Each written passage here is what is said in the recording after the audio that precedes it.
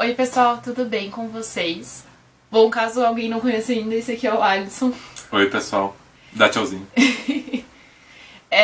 Bom, talvez vocês não lembrem, talvez vocês lembrem, mas quando eu fiz um vídeo sobre comédias latinas, já faz 2 meses, eu comentei que eu ainda ia voltar a esse tema num outro vídeo. E é esse, finalmente, que é com o Alisson. Uma das coisas mais legais de ler literatura clássica, na minha opinião, clássica tipo gregos e romanos e tal, é você perceber como que essa literatura fundou a nossa literatura e como ela reaparece de várias maneiras em outras obras, em outras formas e tal. E, bom, as peças que a gente vai falar hoje são Anfitrião, do Plauto, a primeira, que é uma comédia, uma tragicomédia clássica. Uma comédia. Mas ela não é boba. E depois a gente vai falar sobre algumas outras peças que foram feitas em vários outros momentos, que vão retomando a mesma ideia, mas também colocando muito de seu próprio tempo junto com a história original do Anfitrião. Certo? Certo. Então tá, Anfitrião de Plauto. Você lembra o ano que foi escrito? Você anotou isso? Anotei. Não, eu não anotei. Mas em torno de 200 antes de Cristo. Em torno de 200 antes de Cristo. Na época da República Romana. Talvez guerras púnicas, talvez pós-guerras púnicas. E é basicamente o mito de nascimento, né, do Hércules. Mas tem muito mais. Basicamente. Bom, o que acontece? A gente tem um personagem chamado Anfitrião, e ele é casado com a Alquimena, e ele sai de casa pra ir pra uma guerra, né? Ele é militar, ele tem um cargo general. E é Zeus? É Júpiter porque é romano, Zeus se fosse grego. Júpiter resolve que ele gosta muito da Alquimena, então ele vai visitá-la durante esse período de ausência do Anfitrião. Vai dar uns pega na Alquimena. E Mercúrio ajuda. Então, basicamente, o que eles fazem é se transfigurar em anfitrião, né? O Júpiter se torna anfitrião e o Mercúrio se torna o sósia, que é o escravo do anfitrião. E eles entram na casa e tem uma conversa lá sobre o fim da guerra e tal, e eles vão passar a noite juntos. Afinal de contas, a Alquimena acha que está com o marido dela e que tá tudo bem e tal. E toda a trama da peça vai se desenvolver quando o anfitrião de fato volta. Começa quando o sósia volta pra avisar que o anfitrião chegou, né? E daí o sósia encontra o Mercúrio, que é sósia, e eles têm um diálogo incrível sobre quem eu sou, quem você é, mas você sou eu e eu sou você. Fala do penso logo E daí já aparece a ideia do mas eu tô pensando, então eu existo, então eu sou alguém. E, né, quando o sósia, Mercúrio sósia diz pro sósia que ele não é o sósia porque ele é o sósia. Daí, É confuso assim mesmo, é bem divertido. enfim, é um diálogo incrível, é um diálogo muito legal. E é claro que Mercúrio, por ser um deus, ter seus poderes, ele vai bater, vai torturar, vai espancar o sósia até o sósia dizer que ele não é ele. E é aí que ele vai se perguntar, mas então quem que eu sou se eu não posso ser eu? Mas eu sou alguém porque eu tô pensando, então, enfim, daí tem tudo isso. E quando o anfitrião finalmente chega em casa, tem toda a questão dele, ele começa a contar pra mulher, e a mulher, não, mas você já me contou, a gente já fez isso ontem à noite. Dele, não, mas eu não tava aqui ontem à noite. Não, sim, você tava aqui ontem à noite. E, enfim. Fizemos sexo muitas vezes. Ele, como assim? Não era comigo. Ele falou, mas era, claro que era com você. Então fica essa confusão. E quando você lê hoje, assim, a peça ela tem um tom, um linguajar mais clássico, mais alto registro da língua. Mas com certeza não era assim na época do Plauto. Tinha as piadinhas bestas que estão lá também, mas estão mais difíceis da gente perceber. E conforme as outras pessoas vão fazendo outras versões, tem aí dezenas, talvez centenas de versões de Anfitrião. Você quer comentar das versões de Anfitrião? A gente já vai falar das versões, vamos terminar de falar sobre... Aí essas piadas vão ficando mais atualizadas, né, o seu tempo. Então vão fazendo um pouco mais de sentido. Mas tem desde a piada pastelão, até a intervenções bem inteligentes para a mulher bela, recatada e do lar. Assim. Então a peça basicamente tem muito essa ideia do duplo, do gêmeo, do sósia, da imitação.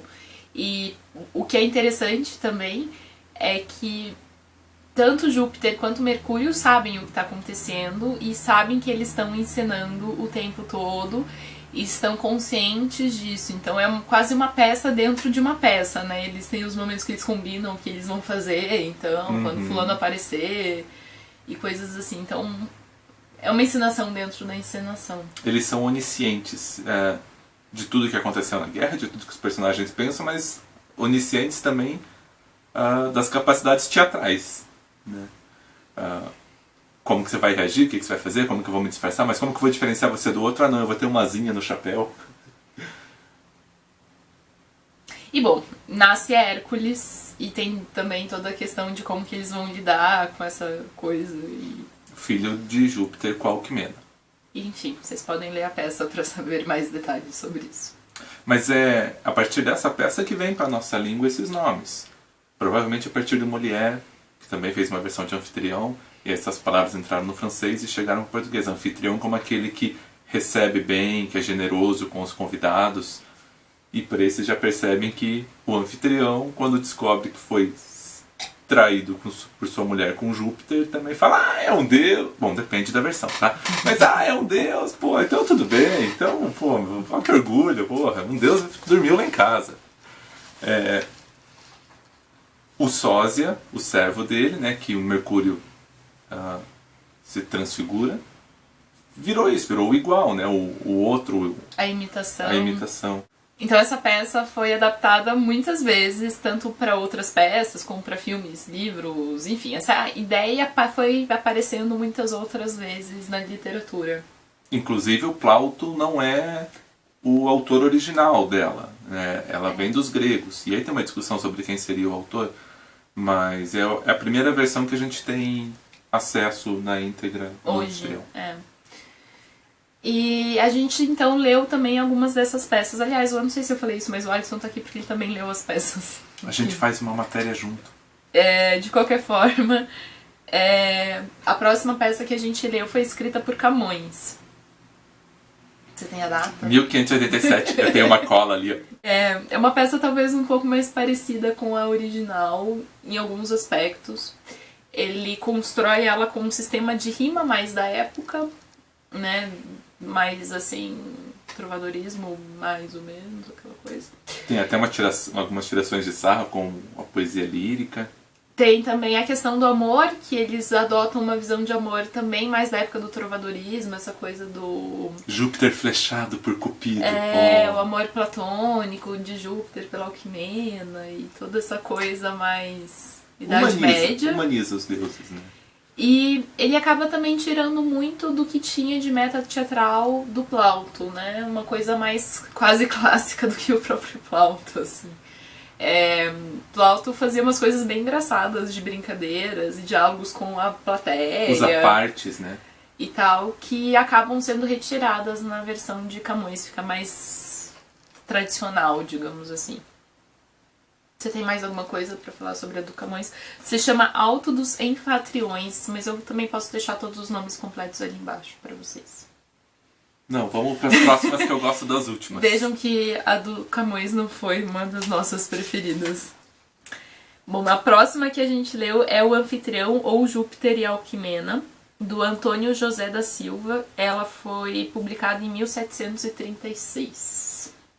Esse autor também era conhecido como o Judeu, e a gente está num período de Inquisição.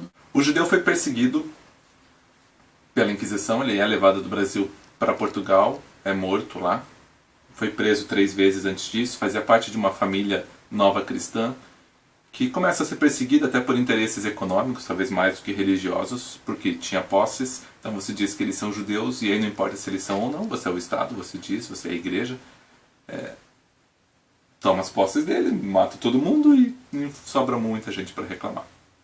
E a peça do Anfitrião fala justamente sobre isso, sobre a opressão, sobre a falta de liberdade, sobre a dominação, sobre o totalitarismo, sobre a impossibilidade, possibilidade de você ir contra os poderosos E no do judeu isso aparece muito. Essa força dos deuses que fazem o que querem com os humanos e os humanos que se ferrem, ela é presente em todas elas, mas talvez seja muito mais acentuada nessa.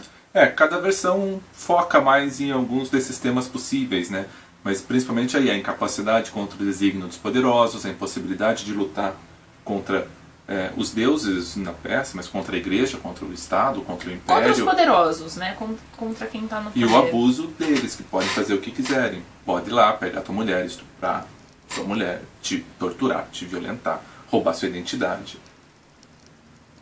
Ele também tem uma segunda parte que apresenta a Juno, por exemplo, que é a suposta esposa do Júpiter, né?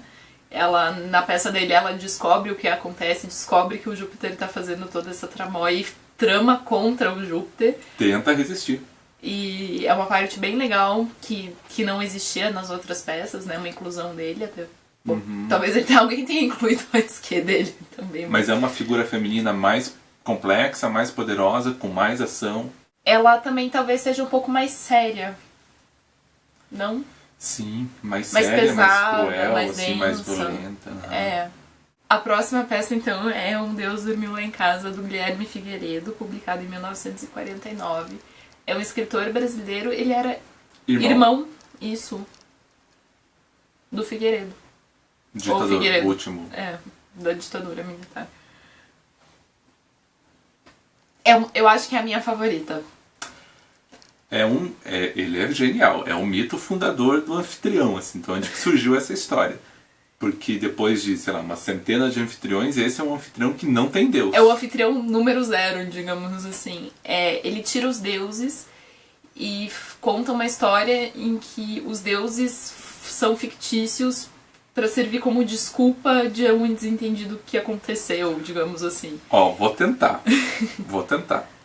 Mas, porque são fases de representação. Mas é assim, o anfitrião era um general muito inseguro, muito ciumento.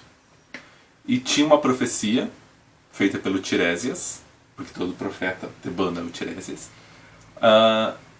de que no primeiro dia, na primeira noite da guerra, iam dormir na casa do anfitrião com a esposa dele. E aí... Só que sem determinar quem é, assim, vão dormir, assim, bem genérico. Tem que... dá pra conferir direitinho na peça, mas a ideia é essa. E aí, por ser ciumento, o anfitrião disfarça que vai pra guerra, mas volta pra sua casa à noite. E ele próprio dorme com a mulher. Só que ele se interpreta como se ele fosse um deus se interpretando. Então, enquanto o Júpiter da primeira peça, por exemplo, do primeiro lá do Plauto, ele realmente quer se passar por anfitrião, ele não quer que a Alcmena perceba. Nesse, ele meio que quer que ela perceba. Porque assim, a desculpa dele, Alcmena é muito religiosa, culta muito o Júpiter. E a desculpa dele, quando ele volta para casa, para ele não ser um desertor, senão é um crime, né, de guerra, é que ele não é um anfitrião. Quem está aqui na sua frente agora é Alcmena, é Júpiter. Eu me disfarcei de anfitrião para poder passar a noite com você. E daí ela fica toda animada de passar a noite com ele, com um deus.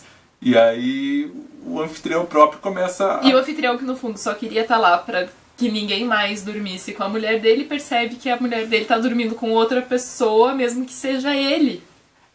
E daí ele tenta voltar e fala, não, eu sou o anfitrião. Ela falou, Júpiter, não precisa mais disfarçar, já entendi e tal. E daí ele fala, não, mas eu não vou dormir com você. Então eu posso dormir com o Mercúrio? Porque o Sósia é a mesma coisa, está disfarçado de Mercúrio que está disfarçado de Sósia. Então, assim, é um ator disfarçado de Sósia que está disfarçado de Mercúrio que está disfarçado de Sósia. Mesma coisa acontece por anfitrião. E ela fala, então posso ter um filho com outro deus, já que você não quer? Ele fala, não, então vamos. Mas é um momento que a mulher passa a ter essa liberdade sexual. Ela passa a ter desejo, ela passa a ter vontade. E aí no fim das histórias, o anfitrião vai passar por desertor, ela vai passar por traidora. Quando as pessoas percebem que houve uma traição, que tiveram luzes acesas, e qual que é o problema que está acontecendo na casa deles e tal. Daí ele vai falar, não é nada disso, foi um deus que dormiu lá em casa, foi o Júpiter que foi lá E aí cria-se a história do Júpiter que foi dormir com a Alquimena. Quando na verdade foi o marido que dormiu com a esposa e tal. O que eu particularmente gosto dessa peça é que ao mesmo tempo que ela é mais concreta, afinal os deuses não são personagens reais dessa peça, ela também é a mais abstrata, justamente porque os deuses não são personagens dessa peça. É uma confusão muito divertida. Que ninguém é ninguém, todo mundo está se representando e no final das contas é um ator mesmo. Então faz todo sentido. Ainda que eu ache que essa particularmente faça mais sentido depois de você já ter lido a do Plauto. Talvez as outras tenham um contexto próprio mais sozinho, mas essa talvez faça um parzinho mais necessário, né? Quem gosta da tragédia grega, da comédia greco-latina, vai encontrar muitos elementos sendo Figueiredo, né? Porque ele era professor de dramaturgia, de clássicas, eu acho. E aí ele coloca, por exemplo, a profecia que se autorrealiza, é clássica da tragédia grega. Então é cheio desses elementos de tragédia e de comédia dentro do Um Deus Dormiu Lá em Casa. E também problemas que estão surgindo na sociedade, ou que ele quer dar foco, como tem esse problema burguês do adultério, do casamento, do ciúme, da insegurança, tem a questão de gênero da mulher, né, não sendo mais tão submissa quanto é nos outros, tem a questão de classe, então se eu sou um general eu tenho posse inclusive de minha mulher. Tem a questão religiosa, porque o anfitrião não crê em Júpiter, mas a esposa crê. E, inclusive, repreende a mulher por crer. Então mas ele tem uma espécie de ciúmes, no fundo, dela, da crença dela, da atenção, da energia que ela deposita nessa crença dela, né? Então também tem um pouco disso. O anfitrião, eu não achava ele uma peça tão interessante assim, quanto outras, quanto Édipo Rei, quanto Antígona, Oristeia, mas ele tem esse poder de ser lido por gerações e gerações, e a partir de pontos de partida diferentes tem interpretações que fazem sentido para o seu tempo, né? A última peça então dessa leva de adaptações que a gente leu foi Los Deuses e los Cuernos. Desculpa a ausência de espanhol da minha parte. Alfonso Sastre, 1994, um autor espanhol, basco, né? Acho que se você chamar ele de espanhol ele vai ficar ofendido. Que faz um anfitrião para o meu favorito. Eu gosto muito do Figueiredo também. Eu também gosto desse, mas... E é um que vai trazer muito à tona essa questão metateatral do Plauto, as piadinhas, os apartes, as ligações com coisas da época. Então ele vai fazer ligações, por exemplo, com a guerra da Chechênia. E aí teve um tradutor que colocou para o português e vai fazer a comparação com a guerra da Ucrânia. E ele coloca todas essas coisinhas com técnicas semelhantes ou assim levemente que lembram muitas das técnicas que o Plauto usava de interação com plateia, de interação metateatral entre os personagens. Então ele pega essas coisas e traz elas bem forte, assim, acentua muito essa característica. E traz muitas questões da sociedade do final do século XX, início do século XXI. Posso contar um spoiler do final? Se você não gosta de spoilers... Tchau. Cuidado, avisados. Por exemplo, a Juno ela vem ganhando um papel maior nessas versões do anfitrião. A gente comentou do judeu que ela já tenta resistir, mas não consegue.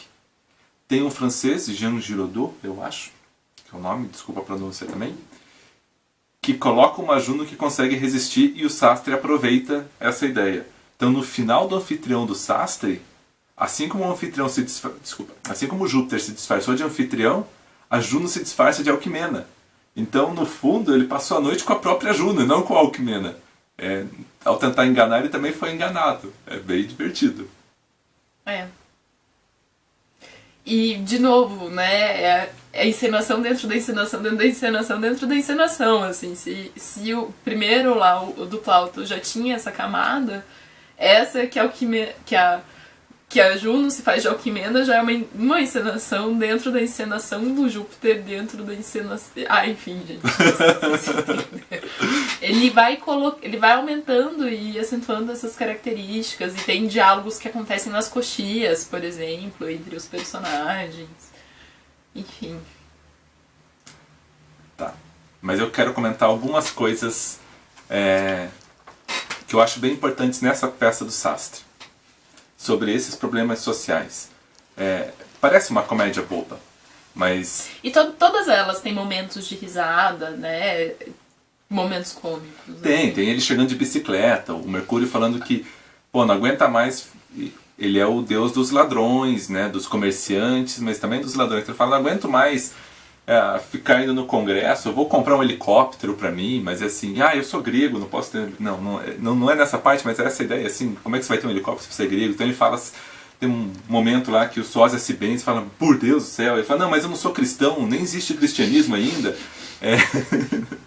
Então tem essas piadinhas, às vezes até mais baixas, de vou botar minha hemorroida no cu desse autor porque não para de escrever, fica colocando Júpiter, aqui nessa posição de irreverência, assim. Tem sacadas muito boas de níveis de piada bem chaves a níveis bem inteligentes, assim. Mas o que eu acho mais impressionante nessa peça é de mostrar que o problema da nossa sociedade, de certa forma, vem de dentro dela própria. Ele mostra que nós temos nossos sósias, nossos duplos, capazes de, como indivíduos da sociedade, assim como a gente, capazes de torturar, de violentar, de estuprar, de assassinar. E fica essa pergunta, quer dizer, o Deus que vai lá e pega a mulher, cometeu um estupro ou não? Ela cometeu um adultério ou não? E no fundo são perguntas que para a peça não importam porque eles são deuses, eles podem cometer esses abusos. Então eles têm esse poder, o indivíduo que não tem o que fazer contra eles. E tanto não tem o que fazer, vem o trecho que eu acho genial, quando a última fala da peça seria porque o Sastre vai acrescentar mais uma cena depois. Mas a última fala da peça seria do sósia dizendo: olha isso tudo que vocês estão vendo, plateia. Está falando para a plateia, olha tudo isso que vocês estão vendo. A gente vive num momento de mentira. Esquece essa história. Vocês não podem nada contra os deuses. Tá? Não fiquem de rebeldia, não fiquem com raiva, não pensem em fazer revolução. Sejam patifes, sejam parasitas, sejam pragmáticos, que é assim que vocês vão conseguir sobreviver.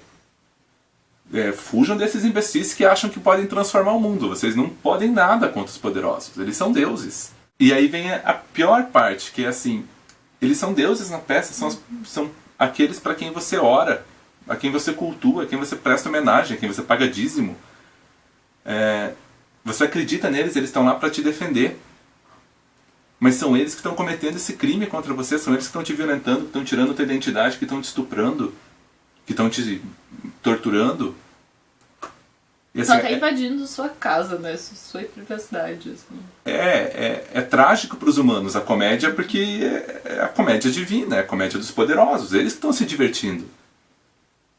E aí qualquer semelhança com a realidade, poderosos deuses, governos... Que Posso não falar? são governos. Pode falar. Claro. Governos que não deveriam estar no governo. Por exemplo, governos que não deveriam estar no governo, não estão lá legitimamente, mas têm esse poder. E se você não pense em se revoltar, não pense em questionar, você não pode nada contra os poderosos. Sabe? Baixa a cabeça, sim, gente, trabalha. Essa, com ironia, claro, mas é isso que está sendo dito na peça do Sastre, justamente para que se combata, né, essa ideia. E é isso que vem sido dito pelo anfitrião durante 22 séculos. O Estado faz isso com a gente, como os deuses fazem isso na peça. E bom, pessoal, era isso. Essa que foi, acho, a nossa experiência lendo o Anfitrião e algumas poucas das adaptações que ele já teve. Se você já leu o Anfitrião ou conhece qualquer outro tipo de peça, filme, conto... Realidade. Poema.